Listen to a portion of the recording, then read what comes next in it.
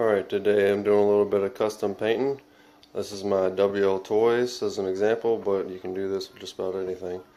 I got my cutters for some string or wire, or I have weed eater string that I'm going to use to hang up my parts. I got my screwdriver and my lug wrench, and I have a knife to cut up the cardboard.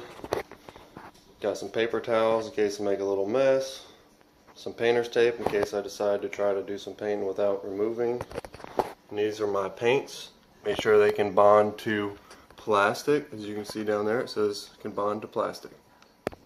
This is what's called a palm sander, and you can just take pieces of sandpaper and cut little squares and stick it on the bottom of that thing, and it just vibrates and sands very gently. I'm going to use that to save me some time. You can start by removing the screws, separating body panels, and I recommend going over your paint scheme before you take it apart. Decide what you want to do. Here I have some sandpaper strips. One is 600 grit, a little bit rougher. The other one is 1000, very fine grit for finishing off. Those are the release springs, so you just cut a little piece and stick it on there and clamp it down. Those clamps. And that's that installed.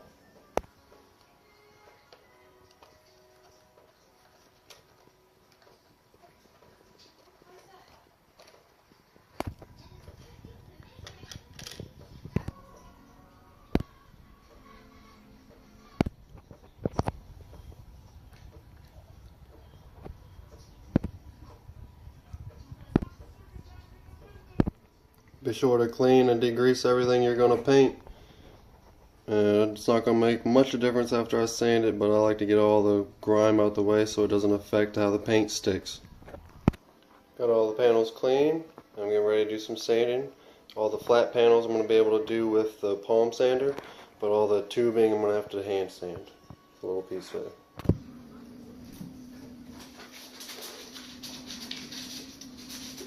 Just finishing this up. Pretty much got it. You can see the glaze kind of goes away after you've sanded a good amount. It doesn't look so shiny. Pretty much done with that. You just got to work in the grooves and everything. And these over here, I can do these palm sander. It's going to be a little noisy.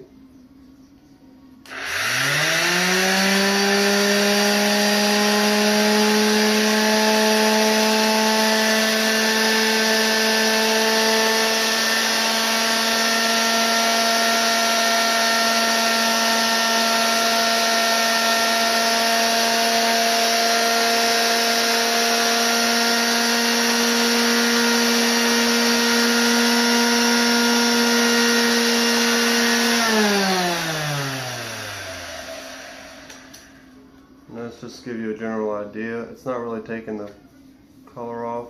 I'm just giving it a rougher surface so the paint has something to stick to a little bit better. Alright, as far as the body goes, I've got everything sanded up on the roll cage, and I've got all the panels scuffed up. You can see they look a little bit hazy. I did not do the driver's compartment because I figured it'd be alright. I don't like that green in there. But it doesn't look too bad, and it's got some detailing in there that I just want to leave. But I'm going to go ahead and get outside and paint this. Alright, I'm set up out here in the shed. I use my weed eater string to tie it up to one of the beams, the rafters, so it'll be airborne so I don't have any missed spots. And I got all my panels here. I'm just going to spray paint this one side, I guess, and I'm going to go ahead and get to doing that. Alright, I'm going to start off. I got metallic aluminum, and it bonds to plastic. This is the 2X cover Rust-Oleum. We're going to see how this goes. Goodbye green.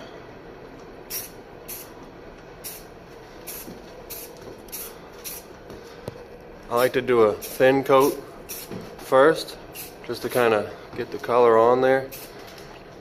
I don't like runs in my paint. So just kind of gently spritz it on there. Trying to hit multiple angles so you know you get all the little crevices. It's a lot of little spots because of its roll cage design. Is lots of little spots. So I'm going to keep on spritzing this thing. Alright, this is my first coat. If you don't get a couple of the spots, it's okay. Don't try to keep going crazy, spritzing it, because then you're going to have runs and drips, and it does not look good with all that. Just let that first little coat set a little while before you do anything else. At least 10-15 minutes. Let it set up. Make sure it's a nice thin coat so it sets up quickly. Let's move down to this. And give these a nice light coat as well.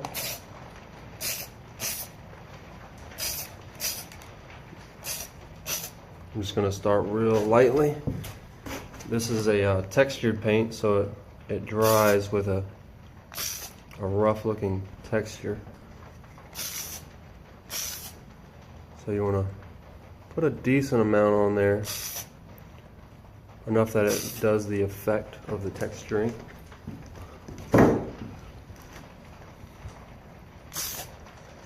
And it's going to give it a rougher finish, but I think it's going to look a lot better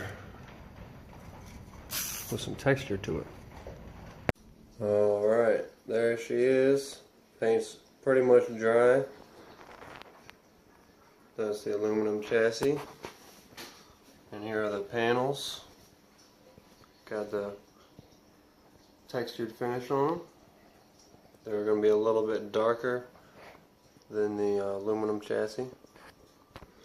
This next part I wouldn't recommend unless you've got a lot of patience, because that's all the screws I took out to do these lock rings. I took every single one of them out so I can paint the face of them, and I'm also going to paint the rims possibly. I'm going to do these suspension arms and probably do a couple different colors on that. Here's my parts bin. Got my parts on the right with my axle, my lights, my truck all in pieces. Hopefully I can remember where all the screws go.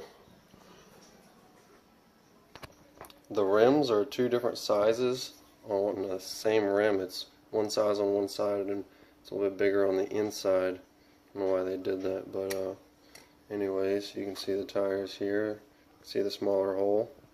It's got the foam, so I might be doing some cutting on those to make them a little bit softer of a tire. And these are my tires. I was squeezing them to get the bead to pop free.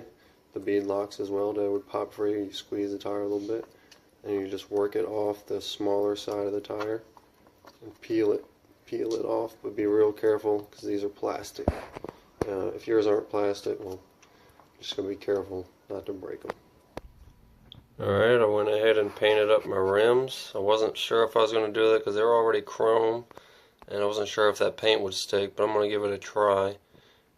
Painted the rims aluminum finish, and I did the pewter rough finish for all the suspension arms and the steering linkage. And the lock rings, also did that in pewter. So hopefully it'll come together pretty good. We're waiting on this stuff to dry, and might start assembling the rest of it. Alright, this is what we're looking at so far. I do wish it was a little bit darker on that pewter, but it is what it is. I'm going to start putting it back together.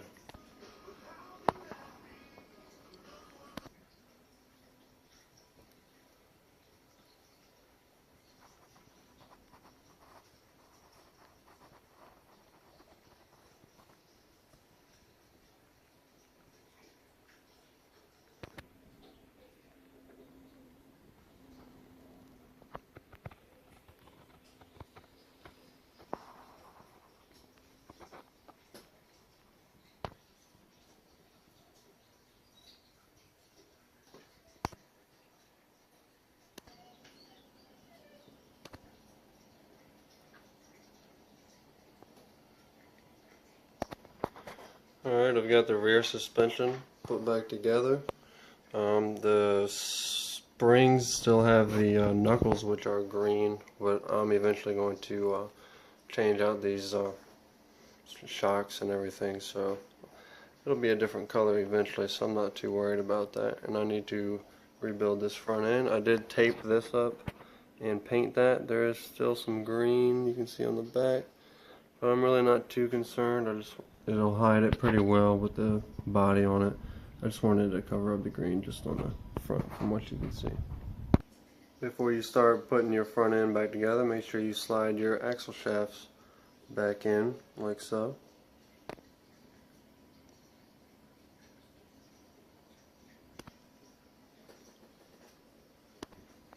Alright, while I was putting this together, I didn't notice that my axle shaft actually slipped out. So make sure they're all the way in while you're tightening down. I would say the best way to do it would be to get them all on there, and then you can lift up your axle into the housing and slip it right on in there, and then attach one of the linkages while it's sitting in there. That way you make sure that it's connected, because I might have been just adjusting one of the links or trying to get the screw ready and it just slipped out of the sleeve. Alright, make sure it's up in there good, and I did this one. I'm just going to go ahead and slip that screw in there to hold it in place so it doesn't drop down and pull it back out. Alright, I didn't even tighten it, and you can see it's just going to hold it close enough that keeps that axle shaft inside of the yoke there. Alright, the front end's all buttoned up. All I got to do is attach the links, and I got to flip the truck over to do that because the screws are reverse. Alright, there's the front end all together.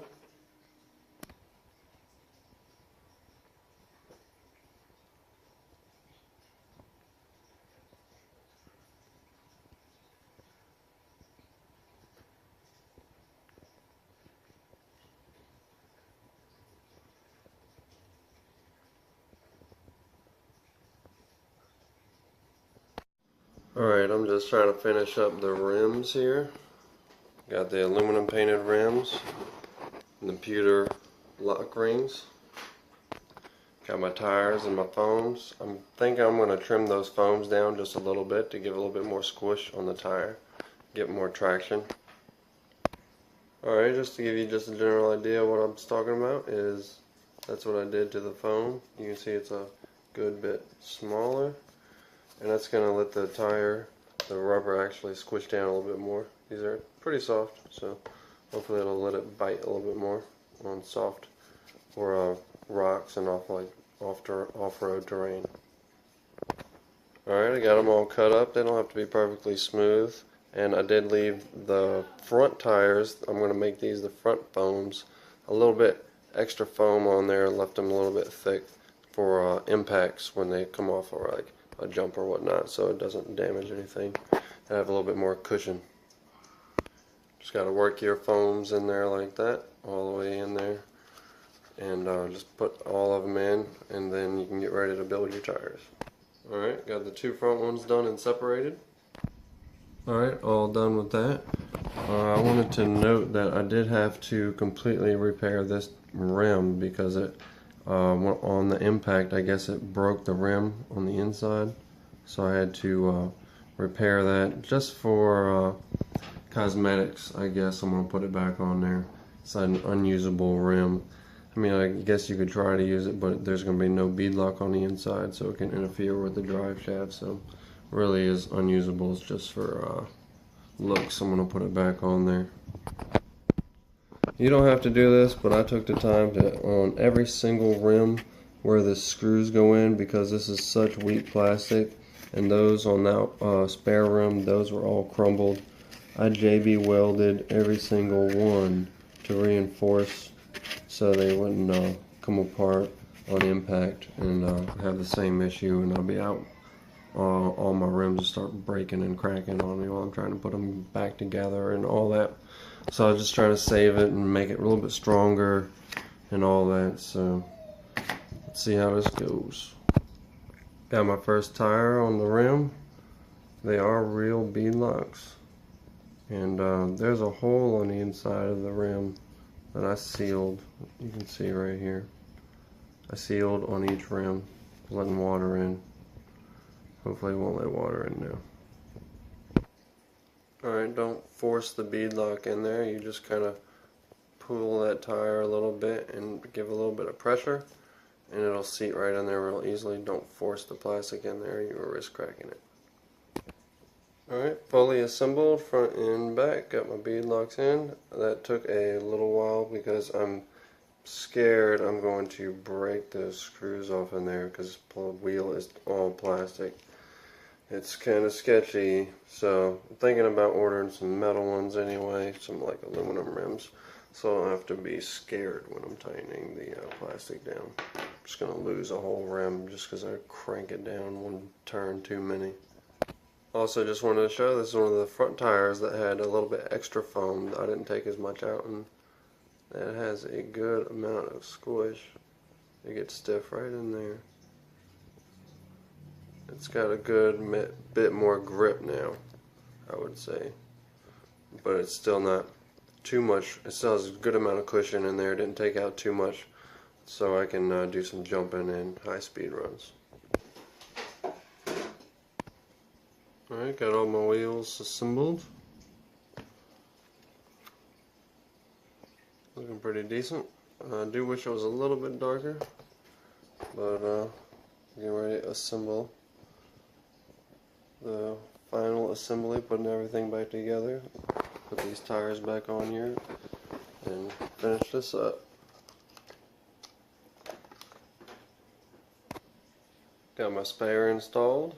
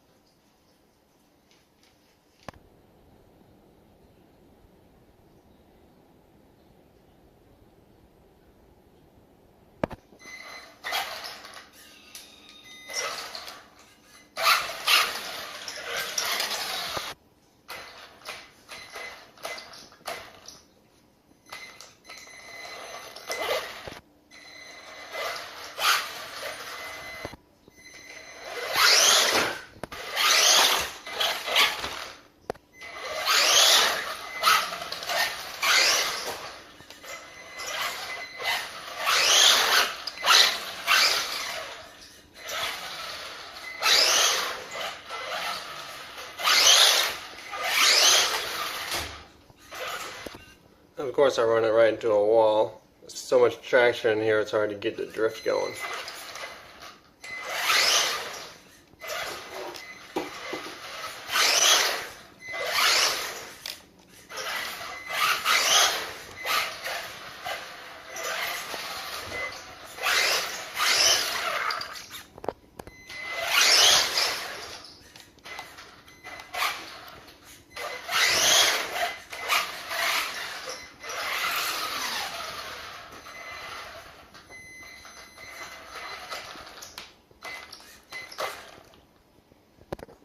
Well, that's going to be it for the painting. On to the bashing.